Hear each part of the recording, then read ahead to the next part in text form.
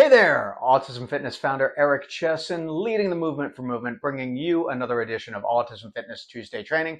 And before I get started, because I remembered this time, like, subscribe, share this with someone for whom it might make a difference, even if you don't know what that difference is yet, because I haven't gotten to the topic. But anyway, share this stuff. It's autism fitness programming, and it can enhance fitness and adapted PE programs in your world or in the worlds of your friends, colleagues, family member, the whole list. Anyway, in this edition of Autism Fitness Tuesday training, I am going to be covering one of my favorite tests for reality, the stopwatch test. The stopwatch test is something that we talk about in the Autism Fitness Certification, and all it means is actually getting acquainted with and understanding how much time a given life skill athlete, student, client, individual, whatever nomenclature we're using here for the person that we are training or providing fitness or adapted PE programming to, how much time are they actually spending during that session performing the exercises, right?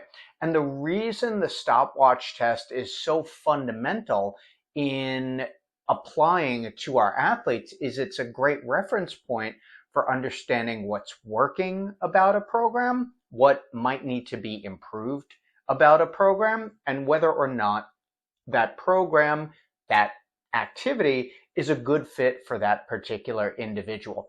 So historically, one of the most popular questions I get, and I say that because I am not going to say people ask me all the time, because it's not all the time. But when I do I have gotten this question, I'd say more than 10 times. So I have license to say people have asked me, oh, is this sport good for the autism population? Or is this program good for my teenage son? Or do you think that this activity will be great for my adult daughter with autism?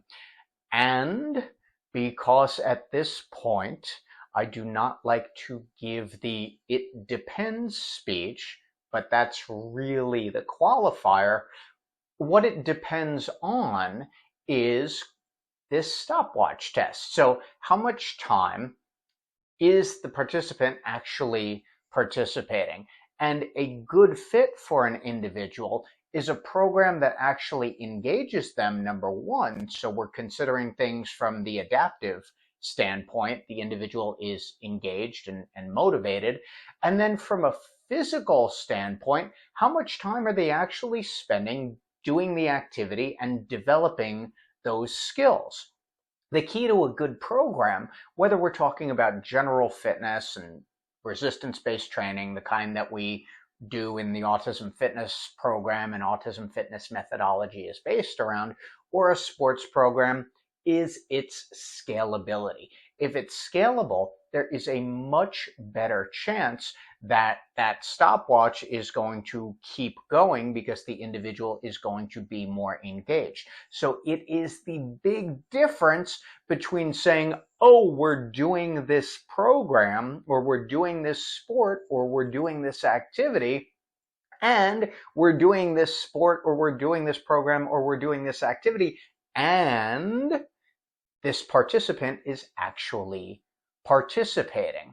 So it's a good basic test, and it doesn't mean that simply because an individual is not participating meaningfully in the first or second sessions that it's time to abandon it entirely. It just means that we have to qualify what the most important thing is to do right now. That's the reason that we have the PAC profile: physical, adaptive, and cognitive. What does the individual need attention on right now in this particular moment to increase the duration of participation? That kind of rhymes. Duration of participation. It's a good sentence. I'm not quite sure if it rhymes. I don't know. Moving on from there, we always go back to the PAC profile because it's going to give us an understanding of whether that individual is supported from the exercise or activity perspective. Is it scaled to their current level of ability? Adaptive, are they motivated and engaged in the activity? And then cognitive, are the directions, instructions, is the communication being done in a way that is going to be conducive to the individual both understanding the expectations and also going to be involved in the process where they can make choices and have some autonomy as well. So coming back to the idea of the stopwatch test, what we really want to do is increase the total time that a particular individual is engaged in that activity, or in particular, if we're running autism fitness programming, with each exercise. All right. Then we have our other stopwatch test. How much time do we have with this individual per day, per week, per month to integrate programming? As with any other human being, there is a certain amount of total volume or activity that we're going to need to implement in order for there to be a training effect.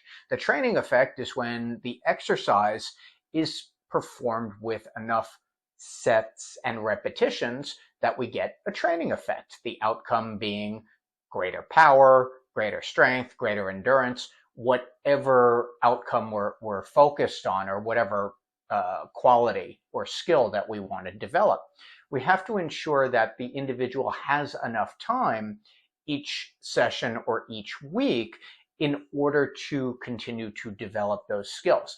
Now, sometimes this is, in particular the initial stages, this is at odds with some of the adaptive goings on, meaning that the individual who does not have a high initial level of motivation or engagement, it's much less likely to get significant enough volume, sets, and repetitions of a particular exercise in order to derive a training effect.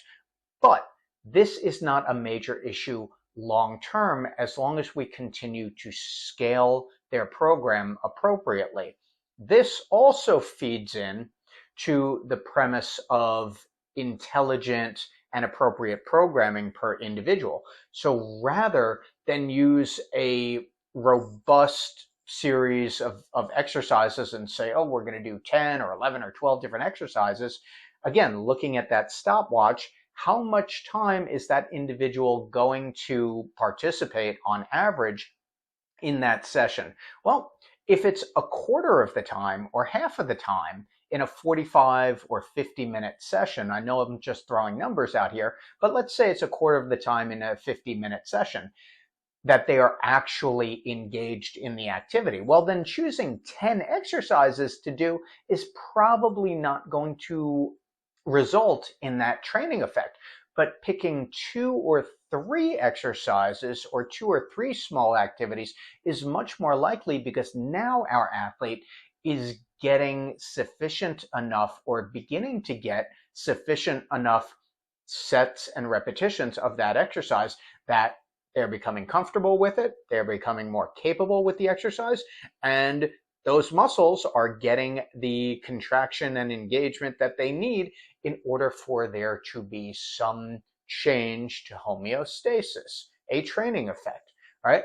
So the stopwatch test can be used in a variety of situations. It can be used on a broader scale to ask, in this particular adapted PE class, or in this gym session, or in this one-to-one fitness session, how much fitness or how much activity or how much sport is actually getting done, right? Important. Is there true participation, or is there participation by proxy? And that is really important. I can walk into a bank, but it doesn't necessarily put money into my account. Someone can walk into a gym, but it doesn't necessarily get them trained, and it certainly doesn't prescribe or program the appropriate exercises for them automatically. These are the things that need to go in to a program in order to make it effective for our athletes in particular. So think about the stopwatch test and how it applies to your fitness or your adapted PE program, the fitness or adapted PE program of individuals that you work with, or even family members as well. And how can that be optimized so, again, it meets the physical, adaptive, and cognitive needs of that particular individual or those particular individuals so that program can actually deliver on its promises. The stopwatch test can be used, again, in a single session to evaluate and reevaluate if we are approaching the session from the best practices approach of what that particular athlete needs at that particular time. I'm using the word particular way too much in this presentation, but it stands to lead to better results when we take account of how time is being used, if it's being used effectively, efficiently, and towards the best outcome for that particular athlete. So it's not just relegated to using it with sports activities, but any type of movement activity, how much time is actually spent not only moving, but moving in a way that we're intending in that session so our athletes are safer, stronger, and more capable in their day-to-day lives, because that's what we want to use fitness for, to develop strength skills that generalize to activities of daily living so that our athletes have a higher quality of life, greater independence, and are more capable day to day. So I hope this has been illuminating. I'd love to know what you think. Leave that in the comments below. If there's a topic you'd like me to cover in a future edition of Autism Fitness Tuesday Training, leave that in the comments below also. And if you're ready to become an Autism Fitness Certified Pro, you can go to autismfitness.com, download the course syllabus, register, and start your journey in becoming an Autism Fitness Certified Pro and joining the Movement for Movement. I'm Autism Fitness founder Eric Chessen. Thank you for watching.